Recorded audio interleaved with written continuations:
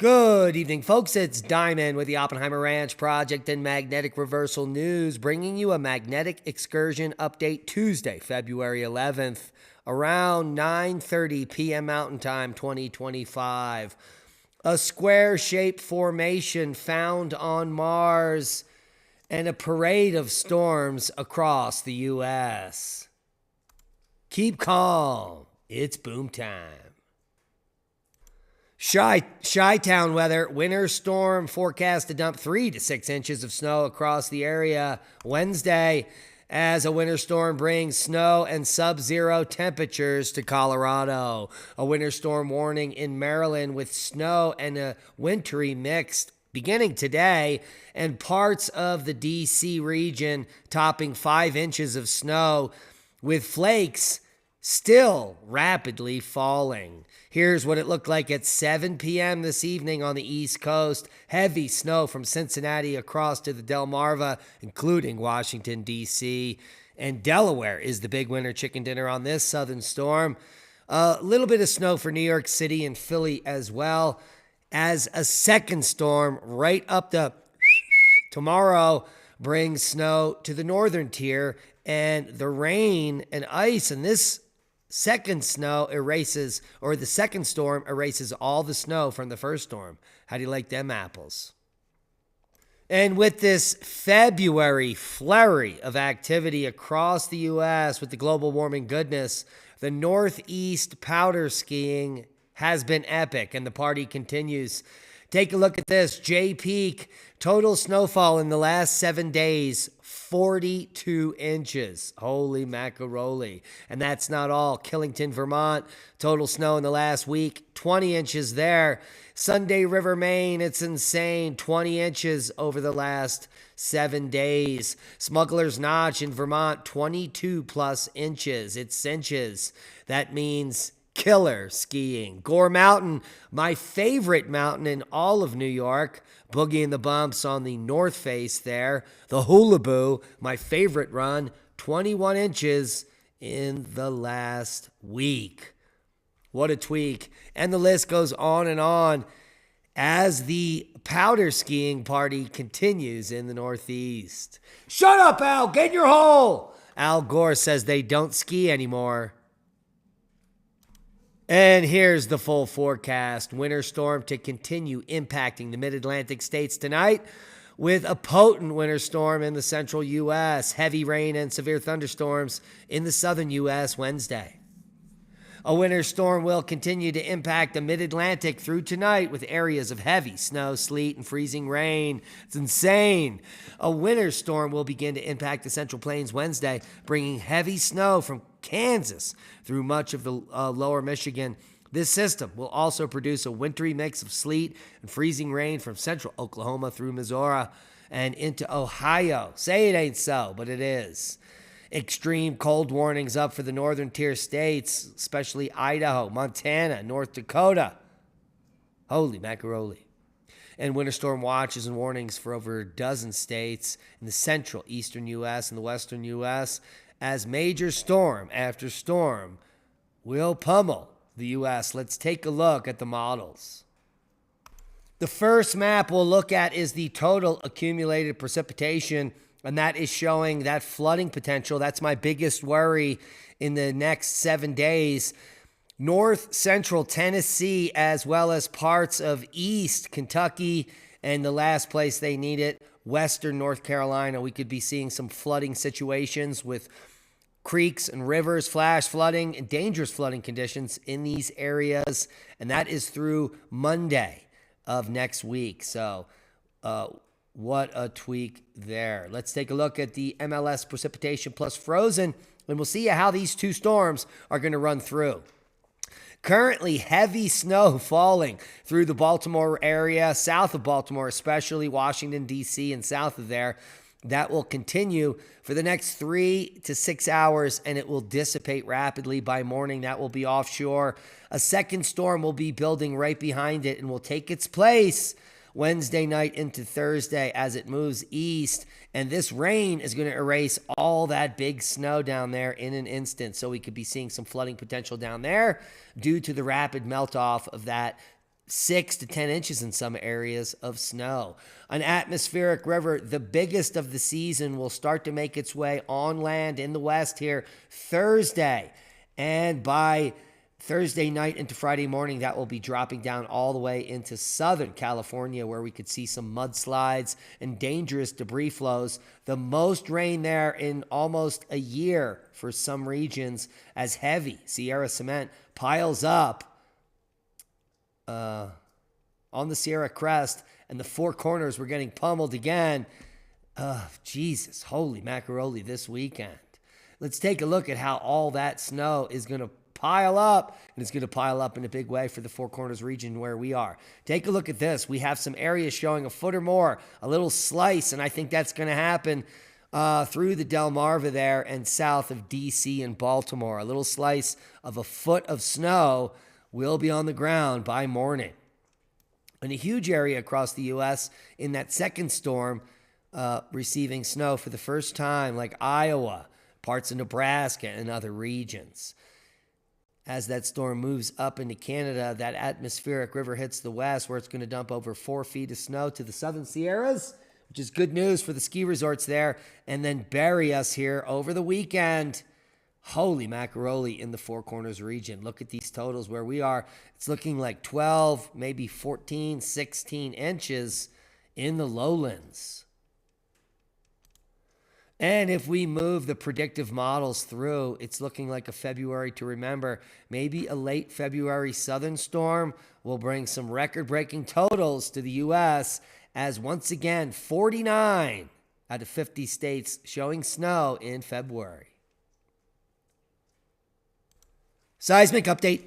Greece continues to rumble. The largest quake in the sequence occurred today, just moments ago. It was a 5.3. Can I pull it up? How is it not on this graph? I do digress. We will show it to you on the map. Maybe it was downgraded to 5.1. That's a good news, but not much good news as the seismic swarm continues off of Santorini. Let's take a look at the rest of the country before we get to Santorini. A slight uptick on the west coast of the U.S., but overall low-level activity worldwide. Praying for Greece, now shaken by 10,000 earthquakes in the last 14 days. Greece's Santorini island is left deserted by its inhabitants, and the threat of more major earthquakes seemed to have subsided on the most visited Greek island, but they did just tick up earlier today with a 5+ magnitude quake. A 5 magnitude hasn't happened for days, and the activity has been subsiding. Let's take a look at the last 7 days, but it looks like it's reigniting just now. Here's the big flurry of activity from February 6th to February 10th, and then it quieted down, but it seems potentially to be heating up. Here is the full seismic swarm. You can see it really kicked off on January 26th. That was the beginning of it. So now we've been moving through this for weeks. And prayers for all those on Santorini. Here's the rest of worldwide volcano news. Sakurajima, 7,000 foot blast today. Santa Guito to 14. Semeru to 15,000 foot today. Swanosima to 6. Etna, an impressive lava flow at the Sierra de Fuco. Popo to 19,000 feet. Ducono to 9,000. Sakurajima to 7. Nevado de Ruiz, 19,000 foot blast there. Ibu on the list. Liwatobi puffing and passing today. Semeru, 15,000 foot puff there. And there is that 15,000 foot puff. 9,000 at Ducono. Nevado de Ruiz, 20,000 foot blast. And wrapping up the list, short list today, Santa Guito to 13. Quick look at space weather. Nothing really significant happening over the last 24 hours. Low-level C flares, one minor M flare. What we are worried about is coronal hole 14, which will be coupling with us any moment now. That's going to drive us into potential geomagnetic storm on the 13th. as it is listed here in the 3-day geomagnetic forecast. Currently hovering at KP3, slight potential for aurora up in the high northern latitudes. So get out there and look up if you're in northern Canada. Telemetry showing us that coronal hole stream that has really affected the plasma space here. Take a look. It's now lasting 2 straight days and affecting the plasma speed here, which is now coming up once again. So this is the major portion of that event. When we coupled with that coronal hole, we should expect another push-up coming soon, as the first effect is an increase in density followed by an increase in speed. This coronal hole, if it couples soon, may push us up to 700 kilometers per second, which will bring us to G1. Now, the talk of the town is a square-shaped formation found on Mars, and it sparks calls for a closer study. The only problem is it's not square. These angles are larger than 90 degrees. This is actually probably more like 97 degrees. And it's not that straight. And geologic formations on Earth and other terrestrial planets, due to fracturing and faulting, look exactly like this. This is not an ancient structure, an alien fortress, or anything like that. It's just clickbait for dumb people. Now, Russian scientists have developed a plasma engine prototype promising Mars trips in just 30 to 60 days. Is this hidden alien technology? Probably not. The engine is still in the prototype stage and is far from use in actual space missions. But what you need to know is that the U.S. government is holding technology 30 years in advance of what we have now here in reality. It's not aliens, folks. It's the government. You want to know more fraud being perpetrated on the masses? Come over and subscribe to Gorilla Science. Our good friend, Willie Soon, Martin Durkin, as well as Tom Nelson are all working together to produce one of the most complete science channels to expose the fraud to the masses. It's called Gorilla Science. They are growing and they need your support. Come over here and subscribe to Gorilla Science on YouTube. And Willie Soon's newest episode is up, Vikings versus Greens. Willie Soon, the time traveler in his coal-powered time machine, goes back to the Viking era to explain paleoclimatology and why climate science, modern climate science, and the science of cow farts is gobbledygook. Go get it. We would appreciate your support there. And that's a Willie Soon boom. You can also support the channel and support your preparedness by going to AUPES and getting your own solar generator now. Backup power during the next catastrophe. Major winter weather event like it's happening now with ice that could potentially have power out for days. You could be living in luxury with backup power at almost 50% off in many cases. The Mega 2 portable, 2,048 watt-hour capacity, 2,500 watt output. You could run circular saws and anything you could possibly imagine on this unit for just $961, almost $600 off. Go get it.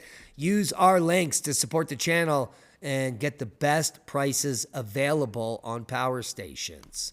And that's a boom to knowledge. Please share the video. We are shadow banned. We need your help to grow. That means hit the thumbs up, subscribe to the channel, and be safe. We love you. And that's a boom. San Luis Valley Seed Exchange coming up in the second week of April. Buckle up, Buttercup. Seeds are free.